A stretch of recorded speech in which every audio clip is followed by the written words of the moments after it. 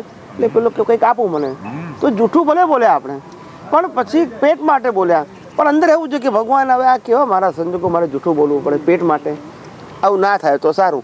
આટલું તો રાખીએ ને આપણે એવું ના કે જૂઠું બોલવું છે બરાબર છે તો જ લોકો આપણને આપે, એવું નહીં રાખવું આપણે.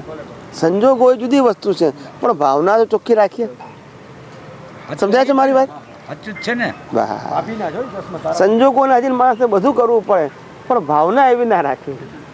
ભાવના સારી રાખવી. ભાવ ન હોવો જોઈએ. એટલે આપણે કહેવત છે ને, જેવો ભાવ તેવો ભાવ, અને જેવી મતિ એવી જેવી ક્રિયા એવી ગતિ. કોઈ શાસ્ત્રમાં લખ્યું એટલે જેવી ક્રિયા કરો છો ને એવી ગતિ નહીં થાય, પણ ક્રિયા વખતે ભાવ શું છે એવી ગતિ થશે. એના ઉપર બંધાય. એટલે ભાવ આપણે હારા રાખવા. આપણે શું કીધું? આપણા આંગણે કોઈ આવ્યા હોય ને, કોઈ ફકીર આવ્યો હોય, કોઈ સાધુ સંત આવ્યો હોય, કે કોઈ સામાન્ય માણસ આવ્યો હોય, ગમે તે હોય, આપણી પાસે ના હોય કશું, તો કેવું ભાઈ તમે મારા ત્યાં આવ્યા છો, પણ હાલ મારા ત્યાં કશું છે નહીં, પણ જ્યાં પાણી છે પાણી તમને પાઉં છું ભાઈ, બીજું કોઈ મારી પાસે હાલ છે નહીં. એવું પ્રેમ છે કેવું. પણ આપણે એવું ના કેવું ક્યાંથી હાલે આવ્યા છો, અહીંયા નહીં આવો ને તમારે, અહીંયા અમારે જ મારા પત્તું હોય તમને ક્યાં આપીએ, એવું અપમાન નહીં કરવું. ના હોય તો પ્રેમથી ના કેવું. પણ માધું શું છે આપણને, એ કે ફાંસી લગાવવાના છે એ કેમ તમે નાખી દે, પણ અપમાન કરીએ ને એ એને લાગી જાય. ના આપો એ ના લાગે, પણ અપમાન કરો ને, કારણ કે જીવતો માણસ છે ને ભાઈ. એટલે તો તમે વિચાર કરો કે તમે રસ્તા ઉપર ઉભા રહો 4 રોટલી લઈને, અને રસ્તે જનાર માણસ હોય એને કોઈ લોટ કોઈ લેવાનું છે, કોઈ તો કોઈ ગરીબ ગુરબત લેવાનો ને ભાઈ. આ મોટર ગાડી વાળા ખાવાના તમે આપો તો આવવાના છે, કોણ લેવાનું છે? આ તો એવો માણસ હોય તો જ લે ને આપણી પાસે. એટલે આપણાથી આપવું હોય તો આપી છૂટું, ના આપવું હોય તો પ્રેમથી કેવું. પણ કેવું એને વાગે એવું નહીં બોલવું. શું ના કરવું? વાગે એવું નહીં બોલવું. આપણી ભાવના થઈ છે ભગવાન એને એની ભૂખ છે ને ગમે ત્યાંથી સંતોષાય એવી ભગવાન એને સંજોગો પ્રાપ્ત થાય એવી આપણે ભાવના કરવી. આપણે ભલે ના આપી શકીએ, ભાવના કરવામાં આપણે ક્યાં કશું પૈસા આપી દેવાના છે.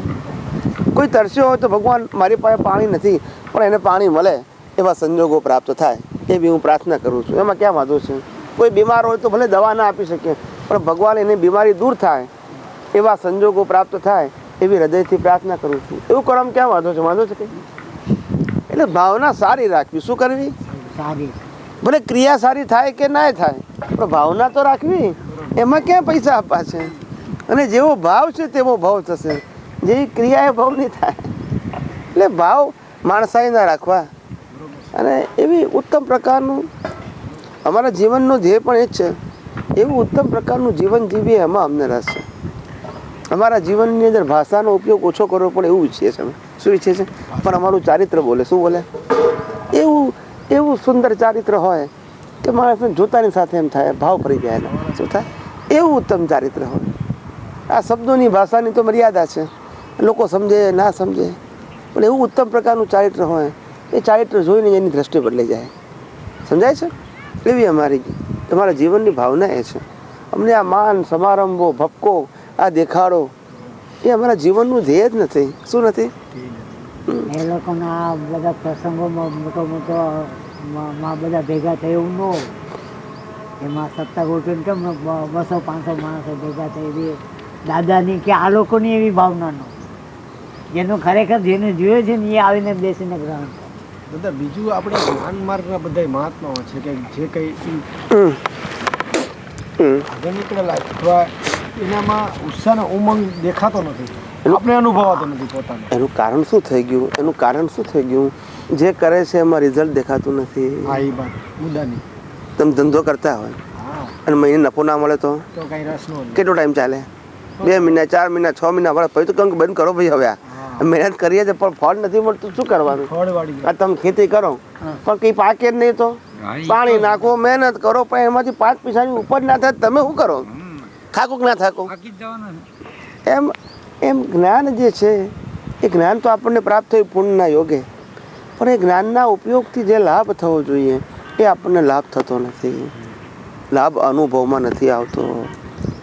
અને એનું કારણ એક જ છે, કારણ કે આપણે જે જ્ઞાનનો ઉપયોગ જે કરવાનો છે એ જ્ઞાનનો ઉપયોગ જેમ ભૌતિક લાભની અપેક્ષા રાખીએ છીએ ને એવા લાભના અપેક્ષાથી આપણે કરવા જઈએ છીએ. એવી જ્ઞાનનો ઉપયોગ ના થાય. જ્ઞાન એટલે મુક્તિ. શું કહેવાય? જ્ઞાન એટલે આ સંજોગો બદલવા નહીં, જ્ઞાન એટલે વ્યક્તિઓને બદલવાની નહીં, જ્ઞાન એટલે ક્રિયાઓને બદલવાની નહીં, જ્ઞાન એટલે સાધન સંપત્તિ ધર્મને બદલવાનું નહીં, જ્ઞાન એટલે આપણે દ્રષ્ટિ બદલવાની. દરેક દ્રષ્ટિમાં દરેક સંજોગોમાં આપણને સુખદ લાગે. શું લાગે? અંદરથી કે ભગવાન હશે ભલે પેલો મારું અપમાન કરી ગયો પણ એનું કલ્યાણ કરજો, કારણ કે મારો હિસાબ અહીંયા પૂરો થયો અપમાન સાંભળવાનું. ખ્યાલ આવે? આમ આપણને અંદરથી આપણું અંદરથી ભરેલું હોય ને તો બીજાને સુખ આપવાનું, અંદરથી ખાલી હોય ને તો દુઃખ આપવાનું જ મન થાય. ના સમજાયું? સમજાયું કે ના સમજાયું? એ તો હકીકત. આપણી પાસે 5 લાખ રૂપિયા પડ્યા હોય અને કોઈ વ્યક્તિ અહીંથી 5 રૂપિયાની વસ્તુ લઈને ચોરીને જતો રહે તો આપણે શું કે હશે કંઈ વાંધો નહીં, આપણે શું ફેર પડે છે? ખ્યાલ આવી ગયો? પણ આપણે એ 5,000 રૂપિયાની વેલ્યુ બહુ કરીએ આપણે, અને જો લઈ ગયો હોય તો આપણને 5 લાખ જેવી લાગે. લઈ કેમ ગયો? ગમે ત્યાંથી પકડી લાવું અહીંથી. એટલે આપણે એના માટે શક્તિ વાપરીએ. શું કરીએ? અને પેલાને કશું જ ના હોય. કેમ? અંદરથી ભરેલો છે. એમ જ્ઞાનમાં જે ભરેલો હોય ને એને આ બધી વસ્તુની હિસાબ આવે પણ અસર થાય અને અસર ના થાય એ જ એનો આનંદ. આનંદ એટલે ચમત્કાર નહીં. મારી વાત સમજાય છે? આમ 500 માણસોની વચ્ચે તમને એમ કે આ તમે અક્કલ વગરના છો, કોઈ જો ટાઈમસર આવતા જ નથી, પ્રસંગ હોય તો આવો, એવું બધાની વચ્ચે કે પ્રસંગમાં કેવું લાગે આપણને? આપણને લાગે કે આ કેવું અપમાન કરે છે મારું. થાય કે ના થાય? આત્માને તો થાય ને. પણ તે વખતે આપણને આ જ્ઞાનમાં શું થવું જોઈએ કે હે ભગવાન અમારા કેવા હિસાબ કે આવા મોટા પ્રસંગે પણ એમને આવું બોલવું પડે છે અમને, માટે એ ભગવાન આવા સંજોગો ફેરતી ના જોઈએ. એ માણસ ખરાબ છે એવું નહીં કહેવાનું આપણે. એ ભગવાન એને સદબુદ્ધિ આપજો અને મને સંભાવે નિકાલ કરવાની શક્તિ આપજો. એમ અંદર આનંદ રહેવો જોઈએ. કેવો રહેવો જોઈએ? આમ બોજો ના લાગે. જ્ઞાનના ઉપયોગમાં બોજો ના હોય. શું ના હોય? હળવાશ હોવું જોઈએ. આ તો પરાણે કરતા હોય ને, જેમ નોકરી કરતા હોય ને એવું લાગે આપણને જ્ઞાનનો ઉપયોગ. એવું ના હોવું જોઈએ. જ્ઞાન એટલે બોજો નહીં ને બોજો એટલે જ્ઞાન નહીં. જ્ઞાનમાં મહેનત હોતી જ નથી અને જ્યાં મહેનત છે ત્યાં જ્ઞાન જ નથી. એ વસ્તુ ભેગી હોય જ નહીં. જ્ઞાન એટલે જ હળવાશપણું, જ્ઞાન એટલે મુક્તતા. જો મુક્તતા અનુભવમાં મુક્તતા માટે સંજોગોની જરૂર છે. આ રામને વનવાસમાં સુખ મળ્યું, આનંદ રહ્યો, તો સગવડ ત્યાં હતી ના. મહાવીર પણ જંગલમાં હતા તો પણ આનંદ. તો સાધનોથી આનંદ આવે, સંપત્તિથી આવે, અંદર દ્રષ્ટિથી આનંદ આવે છે. એવું જ્ઞાન હોય કે આનંદ રહે ને. ખાવા ના હોય, પીવા ના હોય, ઘર ના હોય તોય આનંદ હોય. કુદરતમાં આટલું બધી કુદરત છે, જોઈએ શું આપણે? સમજાય છે ને? એટલે એ જોવાની દ્રષ્ટિ છે. શું છે? હા. પણ આપણી દ્રષ્ટિની અંદર અમુક પ્રકારના સંજોગો તો જ સુખી કહેવાય એવું માનીએ તો શું થાય પછી? આવું થઈ જાય. એટલે માણસની મહાનતા આ બહારના દેખાવા ઉપર નથી. માણસની મહાનતા અંદરની ગ્રેટનેસ ઉપર છે, અંદરની મહાનતા છે. એવું ઉચ્ચ પ્રકારનું જીવન હોય. આમ કોઈ રાતના કોઈ સ્ત્રી જતી હોય એકલી અને આમ દ્રષ્ટિ પડે તો એને લાગે કે હે માં તો સુખરૂપ તારા સ્થાને પહોંચી જાય, એવી ભાવના થાય. ભાવના થવી. ભાવના કેમ થાય આપણને? માનો મતલબ એવું નહીં કે એની શું ઉંમર છે. જેના પેટે બાળક જન્મે એ બધી માં કહેવાય. શું કહેવાય? પછી એ 15 વર્ષની હોય, 25 વર્ષની હોય કે 50 વર્ષની હોય પણ માં જ કહેવાય. સમજાય છે ને? એટલે આપણી ભાવના જેવી ઉત્કૃષ્ટ હોય. સમજાય છે મારી વાત? એ અંદરની દ્રષ્ટિની વાત છે. એ કે બહાર શબ્દોની કે ક્રિયાની વાત નથી. એ બી પવિત્રતા હોય. શું હોય? એ પવિત્રતા કે લાવવાની ચીજ નથી. એ અંદર ભરેલો માણસ હોય ને એટલે પવિત્રતા વ્યક્ત થઈ જાય. શું થઈ જાય? જેમ આપણે અંદર ખાલી હોઈએ ને તો આપણાથી ક્રોધ વ્યક્ત થઈ જાય. કરવો ના પડે, થઈ જાય. અંદર બધું ખાલી જોઈએ તો પછી કેમ કરીને હું આમ મારું કંઈક બતાવું એવા જ પ્રયત્નમાં હોય. પણ જે અંદર ભરેલો હોય ને એને કંઈ પડી ના હોય. સમજાય છે? આ અંદર ખાલીપણું છે. શું છે? આવશે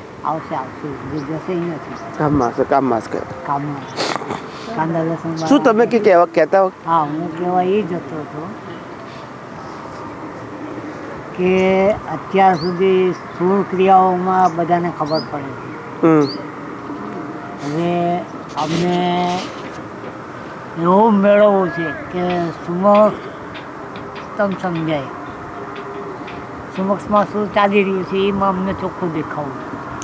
એટલે એ માટેનો રસ્તો બતાવો. એટલે આ સ્થૂળ જગત છે ને, હા, એ ભલે આંખોથી દેખાય હા પણ એના ઉપર ઊંડા નહીં ઉતરવાનું.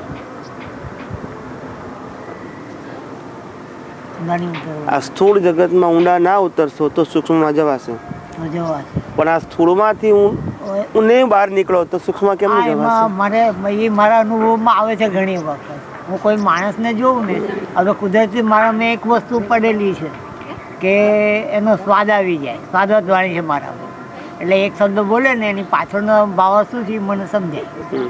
એટલે મારે પેલા ઝઘડા ખૂબ થતા જ્ઞાન પહેલા, પછી આ વાત જ્યારે ખુલાસો થયો ને ત્યાર પછી અડધા ઓછા થઈ ગયા.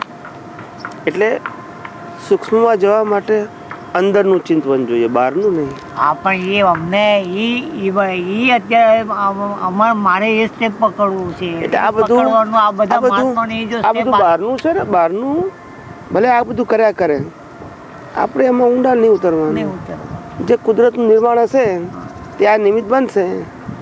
આપણે તો આવું જ્ઞાન દ્રષ્ટિ મળી છે એમાં ઊંડા ઉતરવું છે, એવું અંદરથી રાખવું. તું એનું કરો ને, કોને? એ રહેવાતું નથી. હે એ રહેવાતું નથી બસ. આ પણ રહેવાતું નથી નું કારણ કે આપણે બહારમાં ઊંડા ઉતર્યા છે ને વધારે, અને હજુ અત્યારે ઉતરીએ છીએ. હા એટલે એ રહેવાતું નથી. કારણ કે આ બહારનું જે બહારના સંજોગો છે ને હા એ બધા સંજોગો આપણે લઈને આવેલા છે. શું છે? એ તો આપણે લઈને જ એટલે એના માટે કશું નહીં વિચારો તો એ આવતીકાલ થવાની જ. એ તો તમે ઊંઘી જાઓ તો સવાર થવાની, જાગવું ના પડે. એ તો બરાબર છે. જાગો એટલે સવાર ના થાય. હા ખ્યાલ આવ્યો?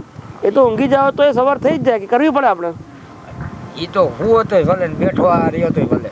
એટલે આપણને એવું લાગે છે કે આપણું આ બહારનું જીવન છે ને એ આપણા પ્રયત્નથી ચાલે છે એવું આપણે માનીએ છીએ, પણ એવું છે હા ખરે આપણા પ્રયત્નથી ચાલતું જ નથી.